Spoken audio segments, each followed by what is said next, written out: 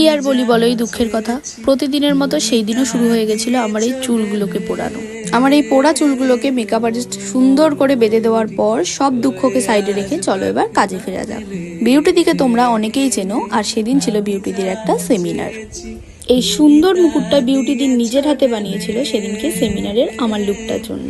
এই তো আমার লুকটাও মোটামুটি কমপ্লিট, আর তার মাঝে আমি মায়ের পাঠানো খাবারটাও খেয়ে নিই। বিউটি দি সেদিন এই সেমিনারটা অ্যারেঞ্জ করেছিল তার বার্থডে উপলক্ষে, তাই লাঞ্চের ফাঁকেই তার স্টুডেন্টরাও তার জন্য অ্যারেঞ্জ করে ফেলেছিল ছোট্ট একটা বার্থডে কেক।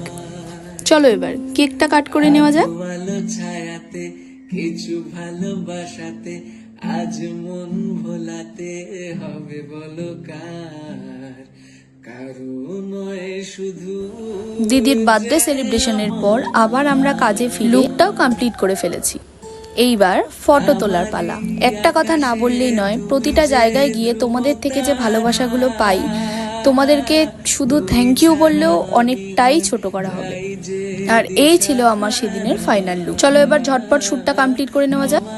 এই তো শ্যুট কমপ্লিট করে বেরিয়েও পড়েছি আমি আমার বাড়ির উদ্দেশ্যে।